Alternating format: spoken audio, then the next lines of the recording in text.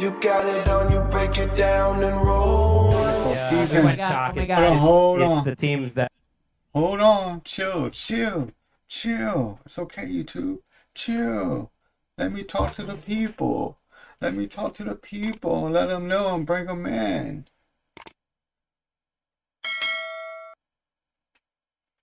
Okay. Everybody take a deep breath. Let's relax. Sigh. Okay, we're good now. Okay, we're good, YouTube. YouTube tends to want to do its own thing sometimes.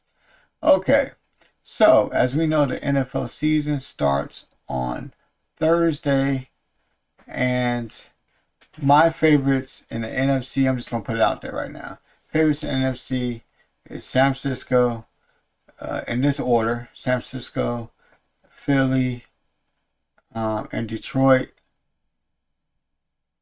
Those are the three teams. Probably Detroit over Philly, but those are the three teams. In the AFC, you got the returning Super Bowl champions. You got the Kansas City Chiefs. You have the Miami Dolphins if they stay healthy. And the third team will be the Baltimore Ravens, spearheaded by, they always needed a running back. Someone can give them a help in the read option game. And besides, in creating 11-on-11 football, now they have one of the best, most explosive, powerful running backs in the league named Derrick Henry. I'm going to go with the Kansas City Chiefs. Maybe the Buffalo Bill as a kind of out there type team. But those are the teams that are kind of in my eyes right away. You know, maybe the Steelers could creep in somewhere. Maybe the Bengals could, but they're all in the same division. But those are the three teams I have: is the Ravens, Chiefs, and the Dolphins. All right, let's see what they think. that we're in the final four. But Oh my hey, God. it's a power poll. It's the favorites. The Lions fourth, You got the Lions, okay. so that should make you feel better. Yeah, those are the teams I have. The same exact teams they picked, I have. I mean, it's pretty obvious, but there's always those two teams that come out of nowhere.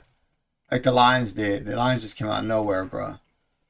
And the other, they're not higher. That's right. Lions fourth, Ravens third, 49ers second, Chiefs first. So basically how the last season would have ended. That's fine. It's a power poll, and there's really not huge reasons to go against any of these teams. Exactly. It's pretty much what happened last year for the most part.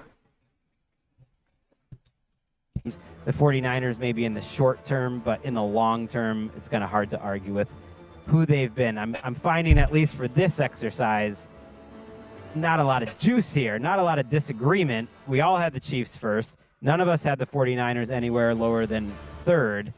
The others were pretty consistent too. We were basically in agreement on these teams. If there was a team here, I'm going to just go hard because I'd be surprised if any of these teams didn't make the playoffs.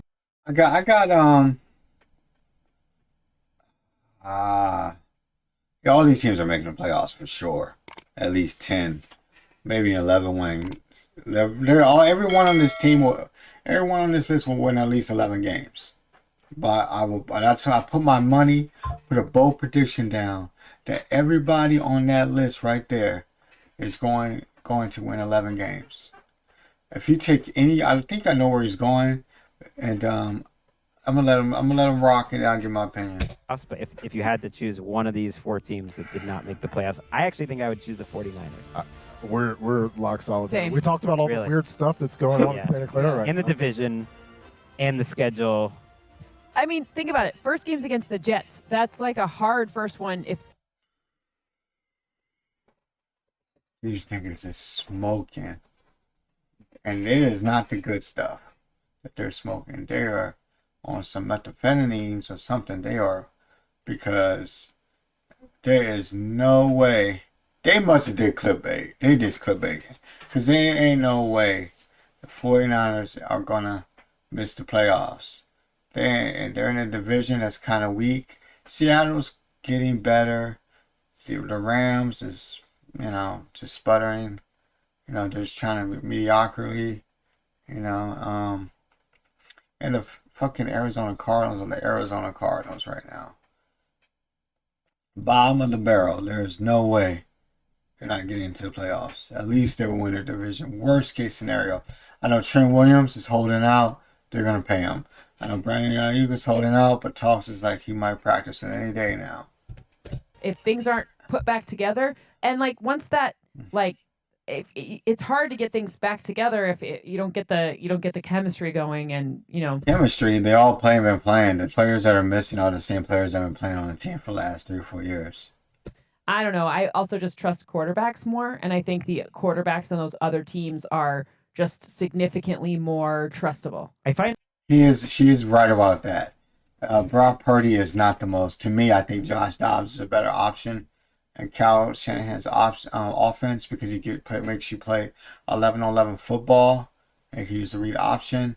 Brock Purdy is okay, but he is a system quarterback that has not his fault at all. That has taken advantage of being on a team with super talented receivers and tight ends, and the best tight end and running back and receivers in the NFL. Come on. How hard is it to throw the football with that? Best lineman in the NFL. find it interesting how good the Chiefs look on paper when the last couple of years on paper going into She said the Jets. The Jets didn't even, man, they weren't even all that when Aaron Rodgers was playing. the year, there was actually more concerns about them. Yep. And they won the Super Bowl both of those years. This year it feels like there's less, and I don't know. There's not really many things to pick apart with them. Maybe the cornerback. We do kind of hand wave away L'Jarius Sneed in his departure a little bit, but it's hard to overlook. To me, it's more human nature. I got into it with Pete Sweeney and Arrowhead Pride. That to me, it's more just like human nature, and even that might not be, or just like the luck of the draw. That like, hey, you just might not get through this single elimination tournament unscathed again, just because it's hard to do. That's kind of the way I feel like. When I close my eyes and think of the difference between the AFC and the NFC, it's like the NFC, those teams should make the playoffs, and they're probably kind of going to fall the way we see them after week 4. But in the AFC, we see you mix, and it's like... Look, they couldn't give these niggas a regular microphone. Nigga, it is 2024, almost 2025. Why are they giving them big-ass headsets like that?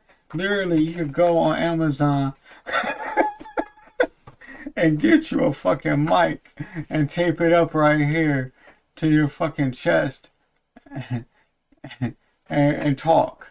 You don't even have to, if you don't want to use the little fuzzy pop filter, you don't even have to use a pop filter. You could take it off and just use this part right here.